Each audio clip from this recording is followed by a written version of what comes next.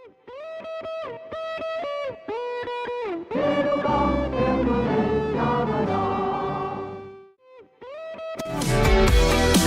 informasi dan inspirasi terus ada.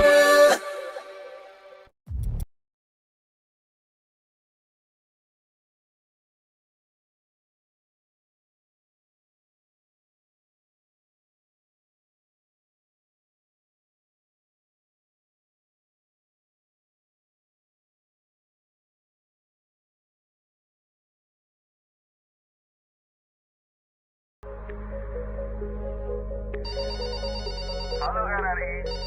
Halo RRI. Halo RRI. Halo RRI.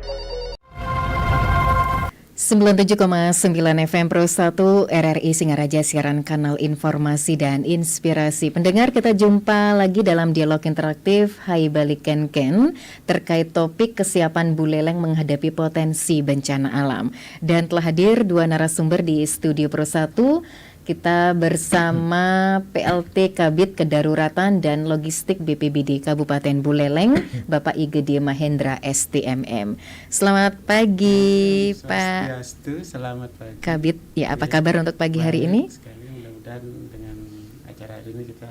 Mohon maaf didekatkan dengan mikrofonnya, Pak ya. Mohon maaf, mudah-mudahan untuk acara hari ini kita bisa lebih banyak saling bertukar informasi dan kedepannya penanggulangan bencana di Kabupaten Buleleng bisa menjadi lebih baik. Wah, luar biasa. Ini sepertinya outfitnya pakaian lapangan ya. Kita Wah, siaga nih. tetap siaga ya.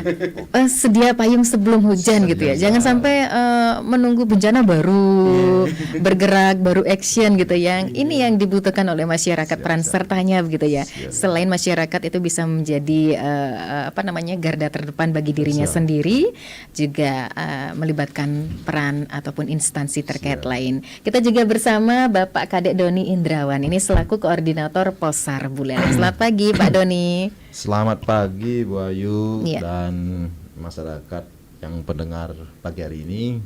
Nah, semoga selalu tetap sehat dan selamat untuk kita semuanya. Untuk Luar menjaga luar biasa semuanya. Niki pesannya ya, tetap sehat dan selamat gitu ya.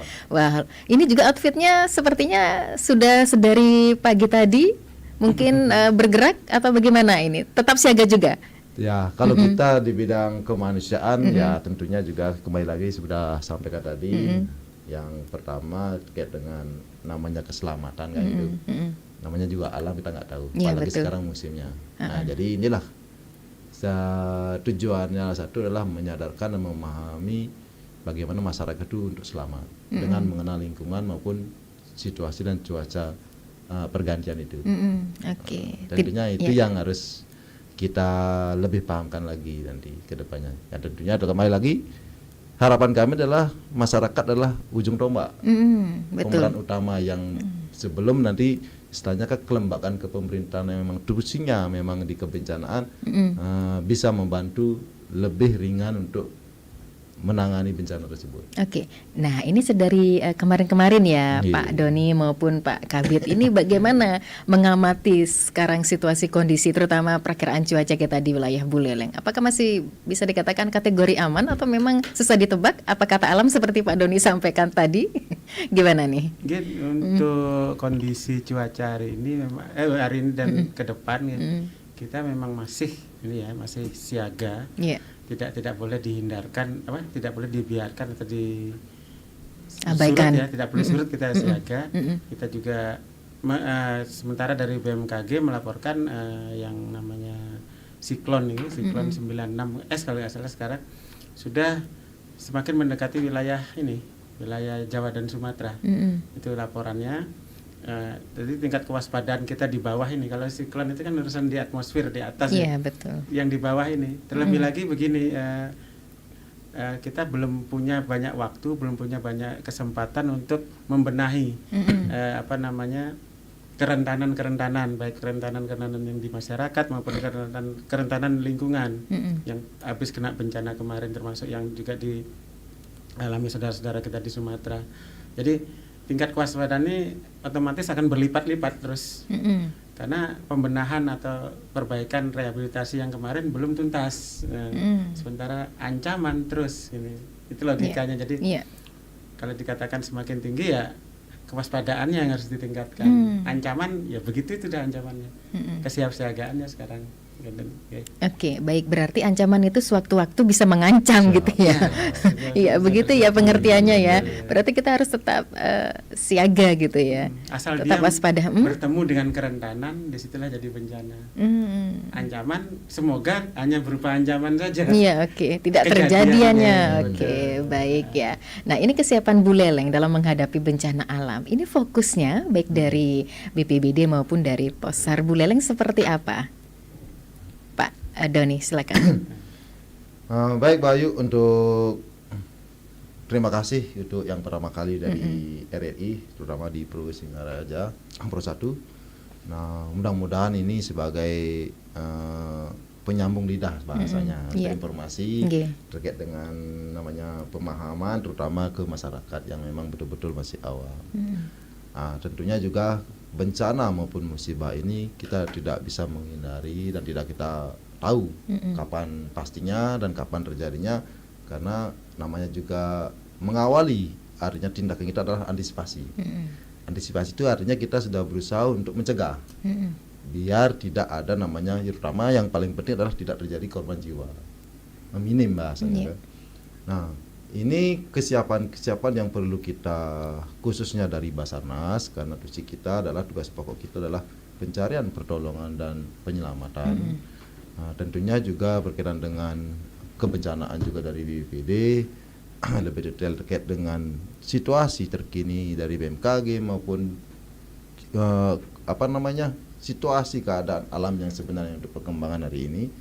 Nah, kesiapan kami yang pertama adalah edukasi, pemahaman melalui RRI ini. Mudah-mudahan masyarakat banyak yang mendengarkan untuk hari ini dan mengerti bagaimana sih risiko bencana itu dan musibah ini. Nah, tentunya juga bencana dan musibah ini tidak selalu di darat aja, pasti ada perairan juga.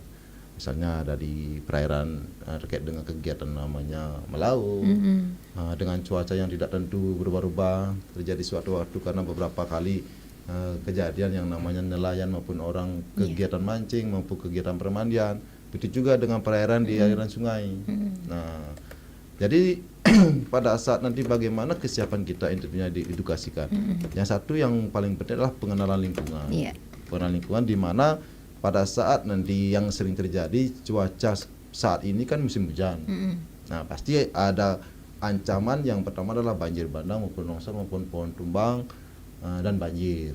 Nah, itu bagaimana pengenalan lingkungan itu sebenarnya kita harus tahu dalam melaksanakan kegiatan, apakah bisa melaksanakan maupun tidak. Iya, tapi mohon maaf ya Pak Doni, ini yang sering terjadi itu kan kadang pohon tumbang gitu ya, masih di wilayah Buleleng, terus ada banjir, terus juga ada longsor gitu. Oke. Nah, di sanalah kita sedemikian mungkin pemahaman adalah pengenalan lingkungan pada saat perubahan cuaca, perubahan iklim lah bahasanya. Jadi bagaimana membatasi kegiatan. Nah, saat ini kemarin kita kan sudah lihat situasi hujan angin pamannya. Nah, sekarang pada saat hari ini cuaca reda lagi, sudah membaik lagi, begitu contohnya. Nah, pada saat kita namanya Kabupaten Buleleng ini, khususnya di Buleleng ini, luas wilayahnya hanya sebatas di pinggiran aja tidak. Jadi banyak juga namanya ada perbukitan daerahnya. Yang paling luas istilahnya Buleleng ini yang perlu kita pahami.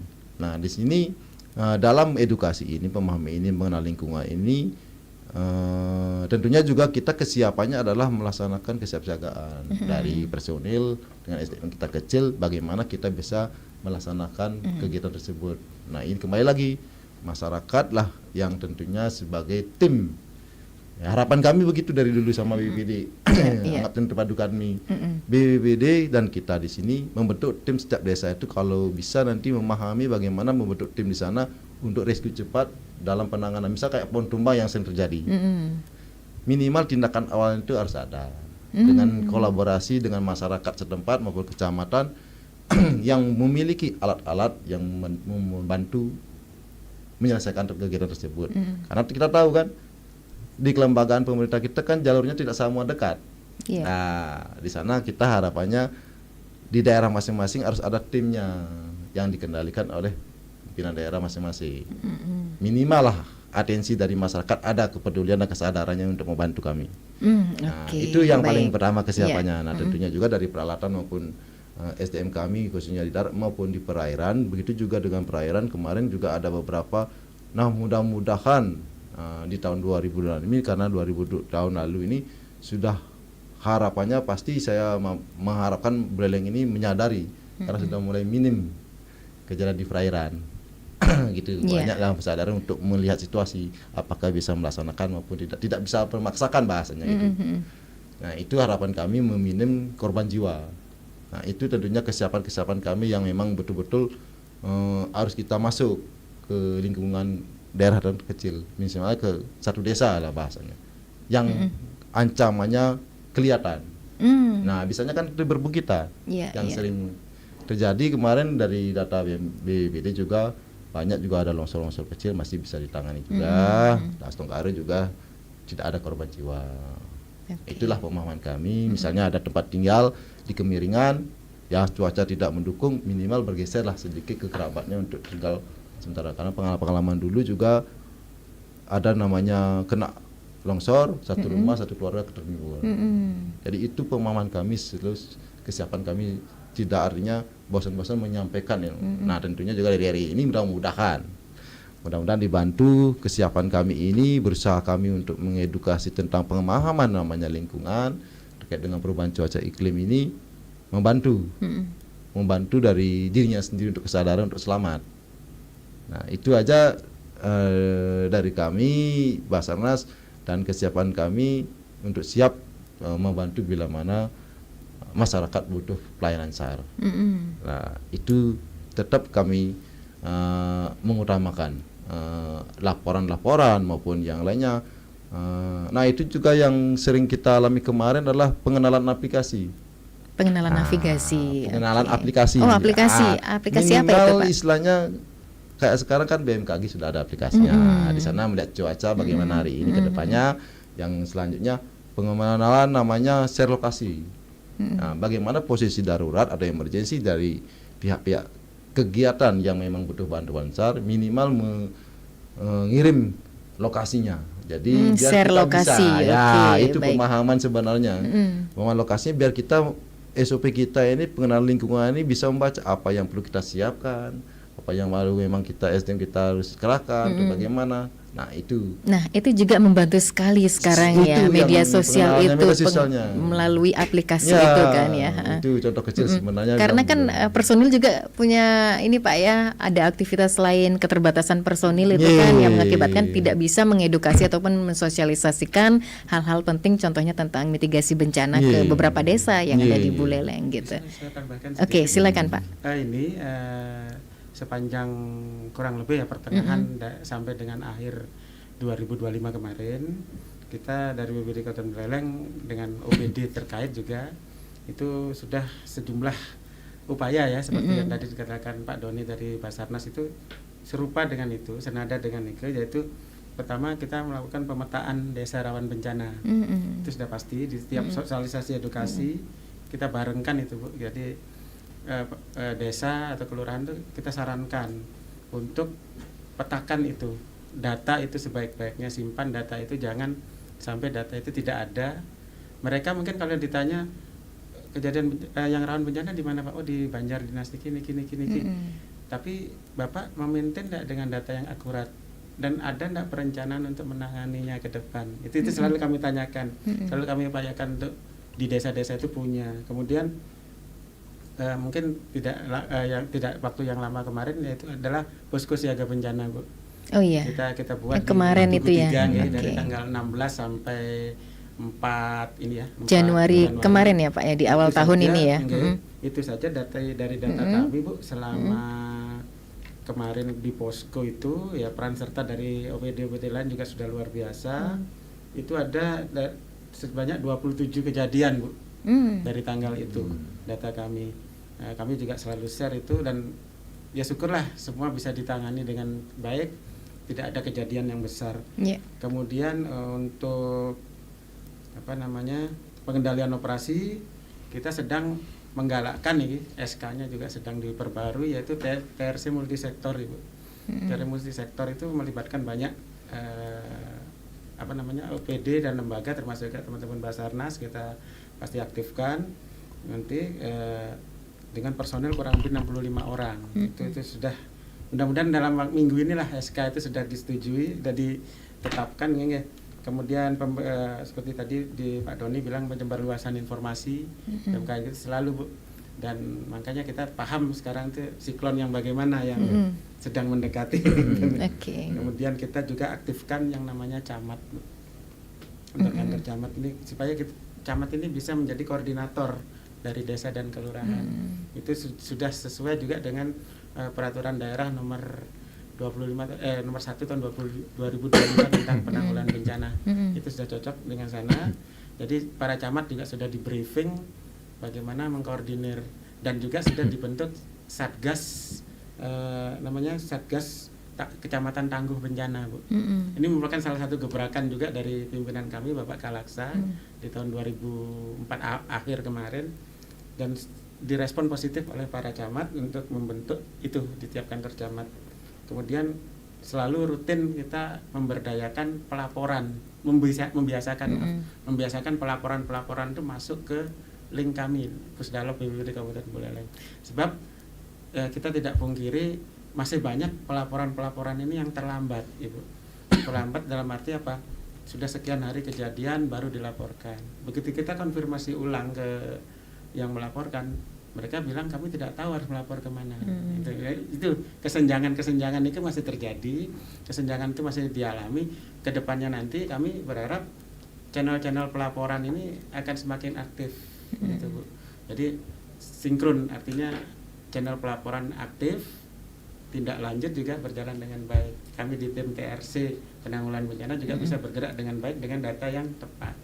Mungkin demikian dari wah ini sebenarnya sudah maksimal sekali ya keterlibatan baik dari Posar maupun juga dari BPBD Buleleng terkait kesiapsiagaan bencana yang ada di Kabupaten Buleleng. Tapi sampai saat ini yang namanya potensi ancaman bencana di Buleleng itu potensinya apa saja ya kira-kira yang bisa dikatakan rawan terjadi bencana gitu? Mungkin seperti kalau kita membaca data dari tahun 2025 Bu ya, dari 1 tahun kemarin saja bencana yang dominan adalah tanah longsor dan yang disebabkan oleh cuaca ekstrim seperti angin puting beliung. Itu mendominasi Bu. Ya, itu di mana kejadiannya selama kurun waktu setahun kemarin Pak? Kebanyakan di daerah-daerah yang kondisi tanahnya labil dan di perbukitan. Seperti kita kan kontur negara gunung ini sebagian besar di daerah selatan Bu. Sementara yang di daerah utara, di daerah yang lebih datar ini kebanyakan adalah banjir seperti perkotaan gitu. Ya, catatan kami tanah longsor saja terjadi 78 kali selama 1 tahun Bu. Kemudian angin puting beliung yang disebabkan cuaca ekstrim adalah 57 kali. Jadi persentasenya dari semua itu hampir 100% ya, 90 sekian persen itu. Hampir 100%. Dua kejadian itu 93 ya, 94 nih maaf. Sebenarnya itu kejadiannya persentasenya. Jadi mendominasi sekali. Yang kedua mendominasi sekali adalah banjir. Banjir seperti yang kita ketahui kan istilahnya langganan di sini. Menahun. Selalu terjadi dan dampak yang menyebabkan ya itu saja, misalnya kondisi saluran drainase, sampah kemudian gitu. Dan yang paling penting ke depannya ini seperti pertanyaannya Ibu, langkah ke depannya nanti adalah kita lebih fokus ke ini yang saat ini mungkin terjadinya sangat luar biasa itu, mengantisipasi itu Bu. Karena kita juga sudah memantau di awal-awal tahun biasanya ya hidrometeorologi yang kuat. Kita antisipasi hidrometeorologi, pertengahan tahun biasanya kita mohon maaf ini ada data juga bahwa Kabupaten Buleleng ini wilayah termasuk wilayah paling kering di Bali. Itu data BMKG surveinya. Jadi mungkin kecenderungan curah hujan kita termasuk yang paling rendah di Bali dibandingkan daerah-daerah lain. Sehingga tingkat ancaman bencana hidrometeorologi mungkin lebih rendah. Mungkin kita berkaca dari kejadian 10 September nih Bu. 10 September pada saat banjir besar di Denpasar dan Badung nih kan ya. kita adalah kabupaten yang, mohon maaf ini bukan untuk dibanggakan nih, tapi fakta yang harus diceritakan bahwa kita termasuk kabupaten yang tingkat bencananya pada saat itu paling rendah, Bu. Hanya ada 3 kejadian. Itu patut disyukuri sebenarnya, tapi tetap harus diwaspadai karena itu tadi yang kami ceritakan dari awal, upaya pembenahan setelah kejadian itu belum optimal, kita akui. Pasca bencananya setelah kejadian, perbaikan lingkungan dan sebagainya, itu belum optimal ya, belum Pak? optimal. Jadi Nah. ancaman ini tetap akan besar. Ancaman oke lah dia standar, oke lah dia sedang, tapi kerentanan ini, Bu, Iya. kerentanan setelah dia kena bencana menjadi rentan, dia semakin rentan. Sama dengan di Kabupaten Badung dan Denpasar, setelah dia kena bencana belum ada perbaikan yang optimal di lingkungan itu, kerentanannya bertambah. Walaupun ancaman bencananya sedang atau stabil itu saja, tapi karena kerentanan dia bertambah, disinilah resiko akan itu. Kalau berdasarkan teorinya, itu, Bu. Kurangnya itu juga yang kemungkinan bisa menambah resiko bencana yang ada di Buleleng. Itu, Bu, secara ininya, secara Baik, ya. teoritisnya gitu. Wah, ini apa namanya, yang pasca bencana ini ya memang belum 100% ya bisa ditanggulangi begitu ya, Pak ya. Betul, Ibu. Nah, ini menjadi PR bersama ini tentunya. Karena kita Iya. maunya kan daya tahan kita atau resiliensi kita meningkat dengan upaya-upaya perbaikan itu, supaya nanti jika terjadi bencana ada ketahanan yang lebih. Iya, Kita maunya betul. begitu kan. Dan itu yang belum secara optimal saat ini begitu, Bu. Oke. Pengamatan kami begitu. Oke, nah ini seperti apa kira-kira nanti peran, tugas dan fungsinya baik dari BPBD maupun Posar sejauh mana begitu, Pak? Dari pasca bencana ini yang belum maksimal. Kalau kami di pasca bencana, kemudian di bidang rehabilitasi rekonstruksi yang membidangi, sementara ini memang kami akui belum optimal karena kami lebih fokus saat ini kepada penggunaan belanja tidak terduga untuk biaya perbaikan rumah masyarakat dan fasilitas umum. Memberikan istilahnya dana stimulasi untuk perbaikan itu. Join juga istilahnya kita kolaborasi juga dengan provinsi.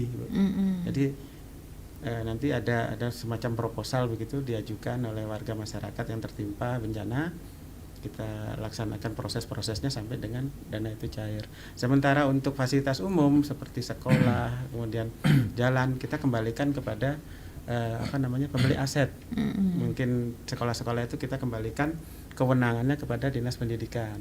Kemudian Dinas PU juga untuk fasilitas jalan. Jadi kami memberikan tanggapan, mungkin juga rekomendasi supaya segera dilakukan perbaikan.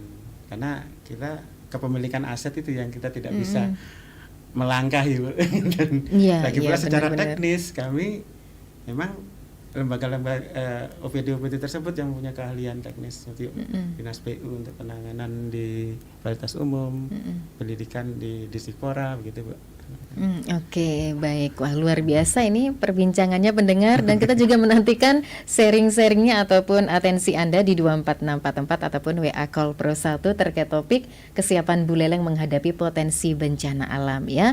Bersama narasumber Bapak I Gede Mahendra STM MM selaku PLT Kabid Kedaruratan dan Logistik BPBD Kabupaten Buleleng, dan Bapak Kadek Doni Indrawan selaku Koordinator Posar Buleleng ya. Dan tadi sudah panjang lebar disampaikan bahwasannya sejauh mana tupoksi ataupun tugas, peran dan fungsinya baik dari BPBD Buleleng maupun dari Posar Buleleng ya terkait dengan bencana yang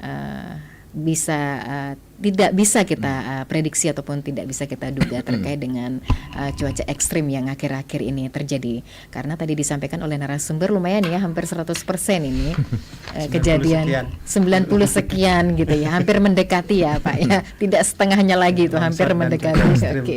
Sangat-sangat ekstrim begitu ya, dan memang potensi ancaman di Buleleng yaitu bencana hidrometeorologi Pak ya masih mendominasi ya, baik itu angin kencang, banjir, tanah longsor akibat cuaca ekstrim di musim hujan begitu. Baik, sembari kita menantikan atensi pendengar di 24644 ataupun WA Call Pro 1, mohon izin kepada kedua narasumber kita jeda sejenak. Untuk itu pendengar tetap bersama kami di Pro 1 RRI Singaraja, siaran kanal informasi dan inspirasi.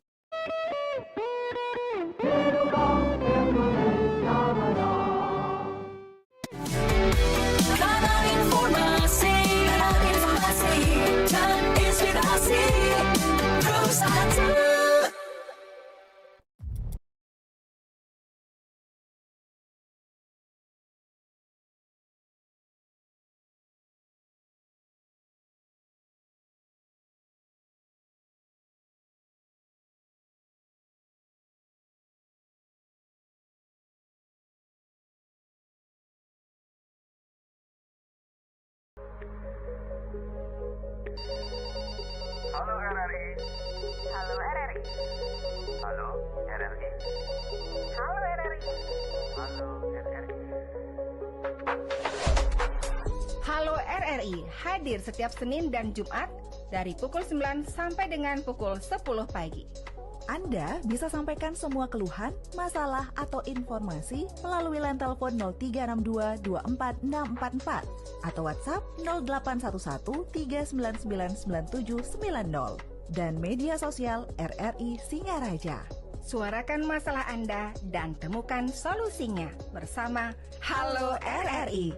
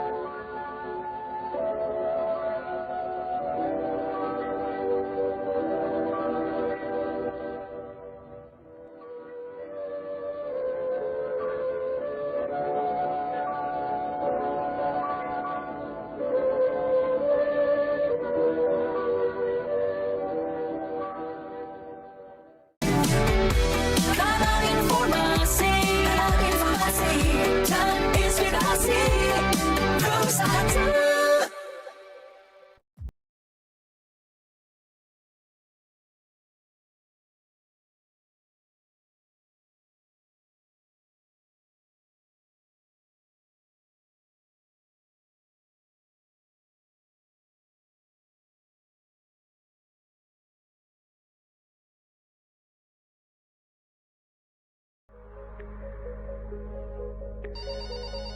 Halo RRI. Halo RRI. Halo RRI. Halo RRI. Halo RRI.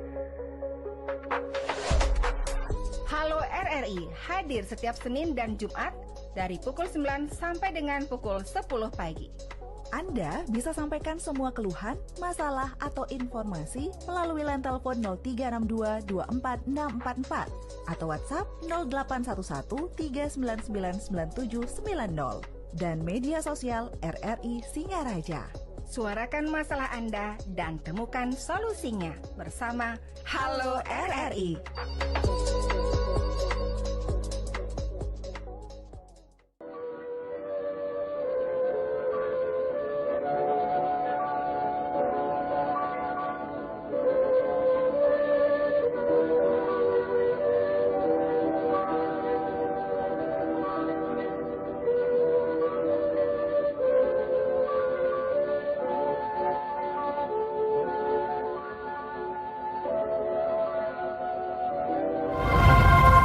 Pendengar dialog interaktif Hai Baliken Ken masih menemani ruang dengar Anda terkait topik kesiapan Buleleng menghadapi potensi bencana alam bersama narasumber Bapak Igede Mahendra STMM selaku PLT Kabid Kedaruratan dan Logistik BPBD Kabupaten Buleleng dan Bapak Kadek Doni Indrawan Koordinator Posar Buleleng ya. Dan sudah ada komentar di channel YouTube kami bahwasanya semoga informasi ini bermanfaat bagi masyarakat akan tanggap bencana. Dan tentu saja supportnya dari Pro 1 RRI Singaraja yang dikomandani oleh kedua narasumber kita pagi ini, pendengar ya. Kita masih menantikan atensi Anda baik di 24644 ataupun di WA Call Pro 1. Sembari menantikan atensi pendengar untuk pemaparan terkait dengan edukasi dan simulasi ini sudah sering diterapkan ya Pak ya, atau mungkin intens dilakukan di beberapa desa ataupun mungkin juga di sekolah-sekolah begitu ya. Silakan Pak Doni. Baik Bu Ayu, untuk kami memang sudah namanya apa, tim gabungan bahasa kita di Buleleng, Ya. si tim terpadu dari kami Basarnas yang memang menaungi Kabupaten Buleleng adalah BPBD juga, dari PMI, dari pemadam juga terkait dengan namanya tugas kemanusiaan di bidang kebencanaan maupun musibah. Kami memang selalu melaksanakan edukasi maupun sosialisasi terkait dengan pengenalan atau pemahaman bencana itu apa dan musibah itu apa. Ya, ada berkaitan, ada dua kegiatan bencana dan musibah itu yang ada bedanya. Kalau bencana dari alam maupun dari musibah itu dari sendiri, dari kita yang lakukan.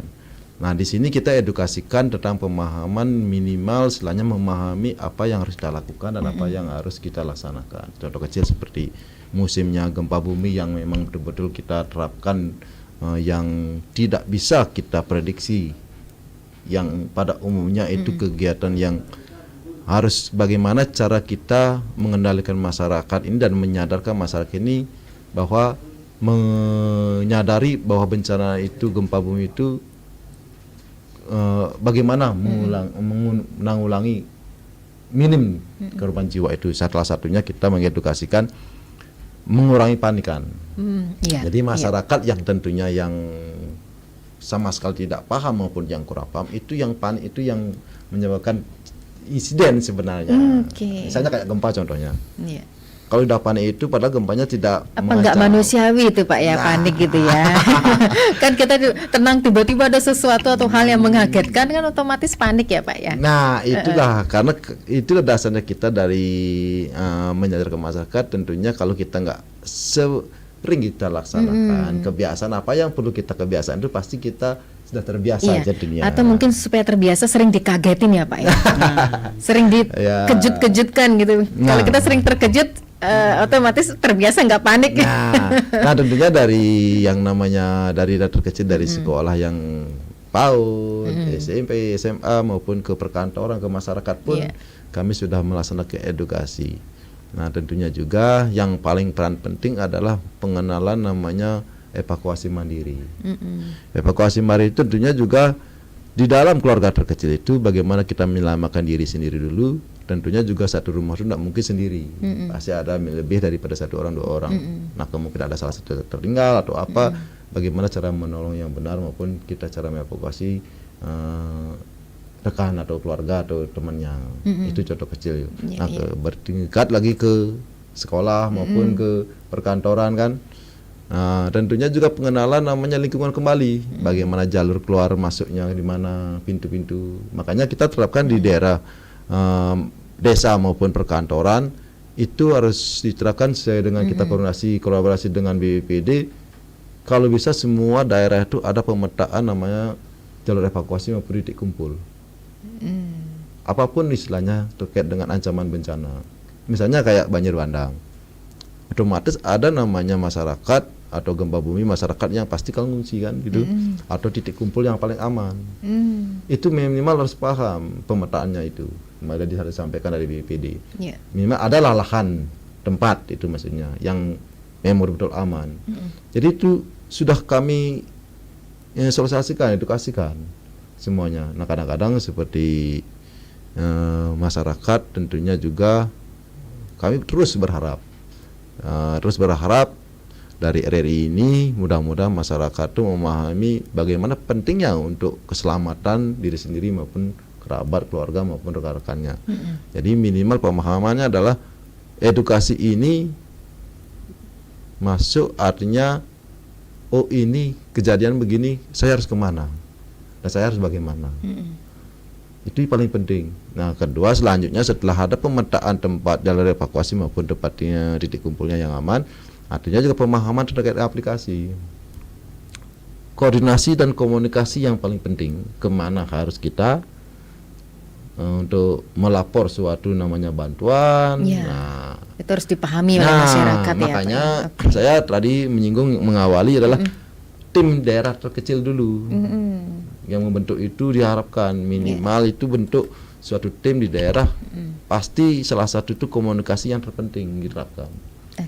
Karena memang itu merupakan peran layanan dari SAR gitu ya Pak ya, Iya, dengan tentunya. pemantauan keadaan darurat, komunikasi, koordinasi begitu ya Pak ya, Iya. dan pencarian serta penyelamatan. Nah. Nah ini sebelum bantuan dari SAR sendiri kan otomatis masyarakat juga harus paham terkait hal itu. Ya, Pak? Nah, itu sesuai dengan kita di sini SOP Iya. kita, tugas kita juga tugas pokok bencana penyelamatan atau pertolongan. Nah, dalam kebencanaan ini kita masuk di tanggap darurat. Iya. Mbak Yui. Tanggap darurat, bagaimana tanggap darurat ini action setelahnya bahasanya kita. Nah, dalam mitigasi maupun pascanya ini dah memang BPBD yang memang tugasnya. Kalau kami maksudnya di tanggap darurat. Nah, misalnya kalau sudah darurat kejadiannya kita hanya membantu dalam pelaksanaan evakuasi atau Iya. penyelamatan.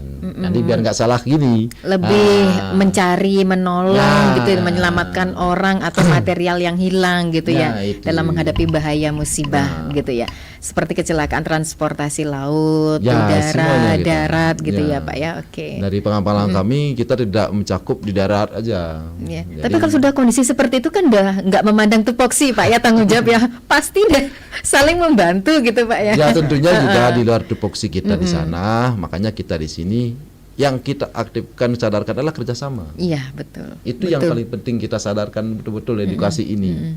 Ya, itu yang kami harapkan. Nah tentunya juga masyarakat jangan artinya berpatokan dengan petugas.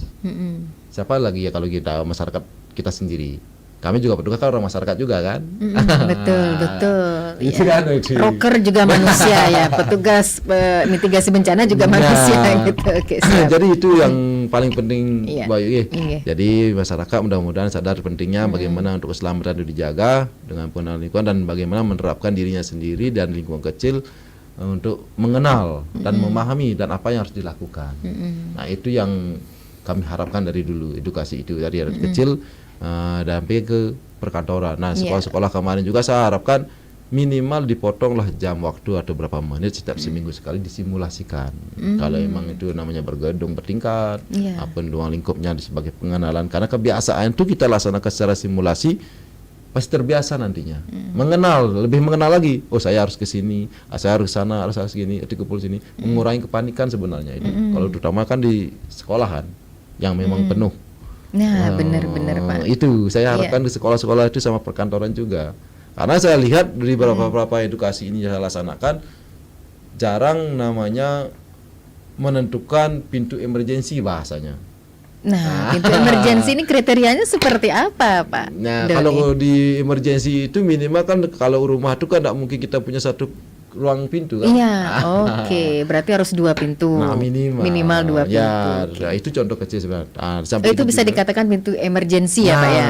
Iya, iya. Di samping itu juga pintu emergency itu kalau gedung bertingkat kan ada namanya sistem tangga darurat, itu bahasanya kan. Oke. Jangan-jangan rumah Pak Doni maupun Pak Gede ini sudah seperti itu ya konsepnya ya. Belum juga ya. Oke. Baik. Nah, kalau kita kan namanya di pasar kan memang safety yang paling utama kan. Iya, betul Pak. Jadi kalau kita mendalami pekerjaan ini, tapi kita minimal tahu, namun kadang-kadang kita merasakan itu muncul dari masyarakat yang lain. Jangan sampai kita menularkan yang namanya panik kan gitu kan. Nah, kita hanya menyadarkan, jadi bahasa itu menyadarkan. Bagaimana pentingnya untuk keamanan, kenyamanan kita dan sudah keselamatan. Dan hal kecil sekali yang dilupakan adalah tas atau ransel emergency. Setiap di rumah itu harus ada. Kan kita nggak tahu karena kita punya sejarah juga. Nah ini yang namanya disaster nama bahasanya kan. Kita kan ada 3 titik Iya. yang namanya risiko sejarah kita gempa bumi kan. Suatu waktu kita ada gempa besar ataupun tsunami, apa yang harus kita minimal pembekalan tuh ada. Oke, itu yang diselamatkan terlebih dahulu ya gitu ya. Minimal Gitu itulah kayak maksudnya. ransel tas BP ya. Oke. Misalnya ada surat penting, pakaian ganti sementara, ada stok makanan sekilas untuk cadangan. Itu harus ada tas backpack yang memang betul harus ditaruh di mana, gampang diambil sewaktu-waktu pada saat Iya, itu. surat-surat berharga Nah. itu pastinya ya Pak ya. Oke. Itulah adanya penambahan kami selaku edukasi maupun yang lainnya kami selalu sudah laksanakan dengan BPBD juga PMI dan sebagaimana. Itu juga dengan cara penanganannya bagaimana, cara evakuasinya bagaimana, dalam situasi apa. minimal tindakan awal tuh dipahami. Iya, oke, betul. Tindakan Itu- awal itu harus itu, dipahami, ya. dimengerti gitu ya, seperti apa. Baik ya. Itu sementara dari kami. Ya, Pak Gede Mahendra ada tambahan? Oh iya, Mm-mm. senada dengan tadi Bu, dengan yang disampaikan Pak Doni, kita juga perlu ini kenapa perlu sekali karena jarang Iya.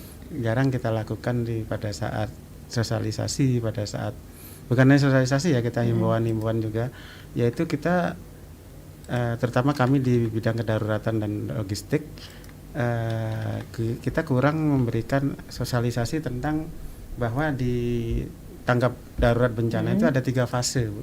Iya. Apa saja itu fasenya, Pak? Fase pertama adalah fase siaga darurat, kemudian tanggap darurat, dan transisi darurat ke pemulihan. Itu yang mungkin kami sadari juga kurang sosialisasi. Fase siaga darurat itu artinya pada saat sudah muncul gejala-gejala akan terjadi bencana, sudah mendekati timbulnya dampak, itu kalau istilah kami golden time. Golden time untuk waktu kita melakukan evakuasi, melakukan penyelamatan. Jangan sampai sudah kadang terjadi bencana. Nah, kami tidak mengatakan lengah ya, kami tidak mengatakan itu lalai, tapi kurang diperhatikan. Contoh misalnya pada saat hujan udah begitu deras, kita menunggu 2-3 jam ada enggak kejadian. Itu sebenarnya kalau boleh kami katakan late ya, terlalu terlambat. Sebaiknya yang benar adalah pada saat sudah curah hujan tinggi, langkah-langkah antisipasi sudah dilakukan. Paling tidak komunikasi. Oh, ada kecenderungan di sini hujan deras, Pak. Di sini misalnya dulu pernah terjadi longsor beberapa hari yang lalu, hujan deras. Saling mengingatkan kepada kami. Juga kalau bisa seperti di desa-desa bisa lakukan langkah-langkah antisipasi awal. Misalnya sudah tahu misalnya warganya tinggal di daerah rawan bencana, diperingatkan, kemudian lakukan langkah-langkah awal, diungsikan atau bergeser lah dia itu. Golden time itu dimanfaatkan. Golden time ini kalau secara daerah mungkin beda-beda ya, ada yang melaksanakan harian, yang banyak justru golden time ini hitungan jam. Begitu hujan deras bagaimana, harus cepat dilakukan. Jangan hanya kita berpangku tangan diam saja nunggu kabar baru penanganan kan gitu. Sebagian besar dari kita masih seperti itu. Sebaiknya sudah ada langkah-langkah, misalnya di saluran drainase sudah mulai tumpukan sampah pintu misalnya di daerah Bakti Srage itu belum dibuka, lakukan langkah-langkah awal. Pada saat hujan deras pun kita lakukan langkah-langkah awal supaya tidak nantinya menimbulkan dampak yang lebih besar. Betul. Banjir. Golden time ini istilahnya yang harus kita manfaatkan, jangan dibiarkan saja. Itu di siaga darurat. Untuk tanggap darurat mungkin kendalanya adalah kita tidak kecepatan orang itu beda-beda, kecepatan tanggapnya itu beda-beda kendalanya selama ini. Kami mungkin Ampura ini juga punya keterlambatan, punya kekurangan di BPBD, tapi kesegeraan kita ini, kami mungkin segera, tapi instansi-instansi yang lain, nah itu.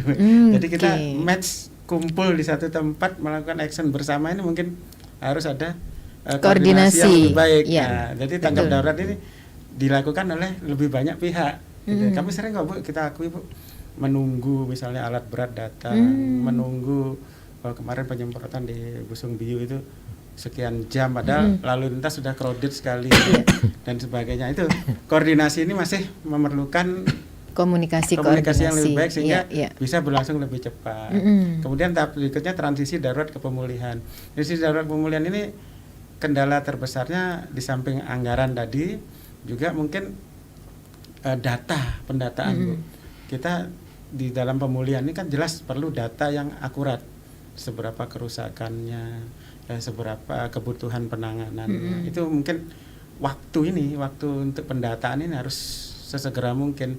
Itu masih kita sadari dan harus kita tingkatkan. Jadi pemulihan ini akan lebih cepat terjadi, lebih cepat dilaksanakan jika penyiapan data itu lebih pas kelihatan.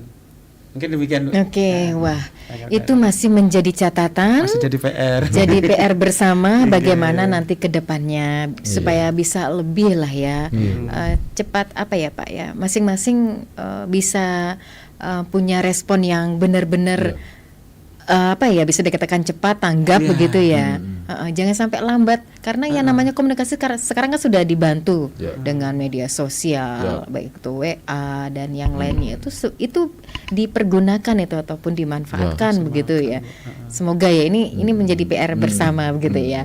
Oke. Dan sebagai penutup ini di dialog interaktif Hai Balik Ken sebelum ke harapan ataupun himbauan, ada mungkin catatan kecil dari tahun kemarin Pak Gede Mahendra, catatan kecil yang harus Bapak informasikan kepada pendengar. Mohon maaf Bu, kalau catatan kecil kami, Terlalu kebanyakan, berarti catatan besar ya Pak ya. Oke, nggak apa-apa Pak. catatan kecil kami mungkin kita harus lebih memperbaiki mindset Bu. Oke. Jadi bencana adalah urusan bersama. Kita jangan sampai berpangku tangan begitu di semua lapisan masyarakat. Itu catatan kecil kami. Catatan besarnya, kan catatan besar biasanya kami adalah untuk jangka panjang.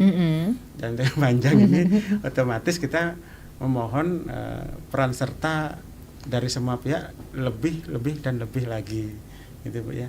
Jadi seperti senada dengan tadi, bukan urusan siapa-siapa lagi, bukan urusan kami sendiri semata-mata, tapi sudah menjadi urusan bersama. Ini di nasional pun saat ini Bu, kami singgung karena sedang jadi primadona pembahasan ini.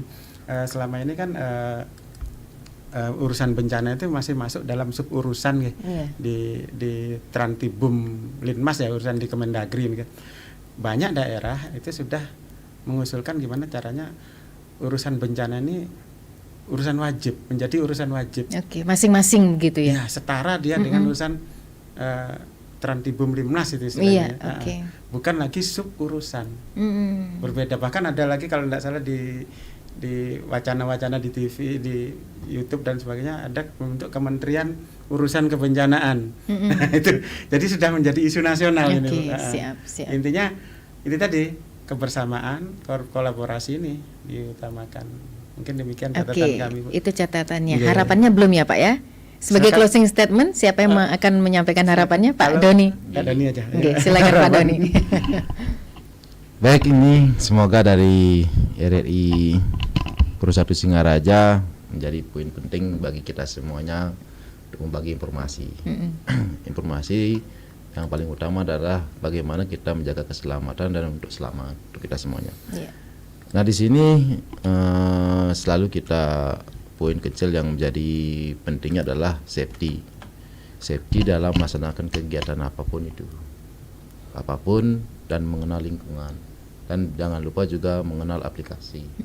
Itu yang saya poinkan aja, keselamatan dan pemahaman dan mengenal lingkungan aplikasi.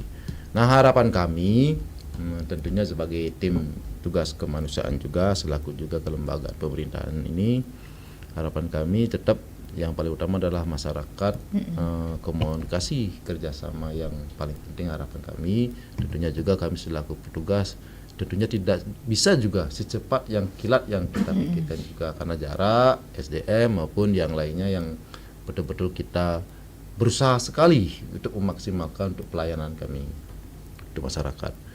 Nah, yang terakhir untuk saling menjaga dalam situasi kondisi cuaca saat ini adalah menjaga kesehatan yang paling utama, Ibu Yayu ya. Nah, kesehatan paling utama sekali. Tentunya juga bagaimana menjaga itu, melaksanakan aktivitas yang paling aman maupun nyaman, jangan pernah memaksakan kehendak alam. Oke. Itu aja. Mari kita menjaga alam dan melestarikannya. Ditambah Oke. itu Harus itu ya. Itu menjadi tugas kita bersama. Oke, siap. Alam menjaga kita, pasti. Baik, kalau kita menjaga alam, alam jaga pasti kita. menjaga kita. Mantap ya. Itulah pendengar perbincangan yang cukup menarik dan luar biasa dari narasumber terkait kesiapan Buleleng menghadapi bencana alam. Tentu saja berfokus pada koordinasi lintas sektor, penguatan peringatan dini, edukasi masyarakat, simulasi serta pembentukan posko terpadu ya. Terima kasih kepada Bapak Gede Mahendra STMM selaku PLT Kabid Kedaruratan dan Logistik BPBD Kabupaten Buleleng serta Bapak Kadek Doni Indrawan selaku selaku Koordinator Posar Buleleng ya sudah hadir ke studio Pro 1 dan sharing-sharing terkait topik kesiapan Buleleng menghadapi potensi bencana alam. Dan closing statement tadi menutup jumpa kita pendengar dalam dialog interaktif Hai Balikan Ken untuk edisi hari ini Rabu 7 Januari 2026. Terima kasih atas kebersamaannya kepada kedua narasumber. Kami ucapkan terima kasih dan selamat beraktivitas. Pendengar tetap bersama kami di Pro 1 RRI Singaraja, siaran kanal informasi dan inspirasi.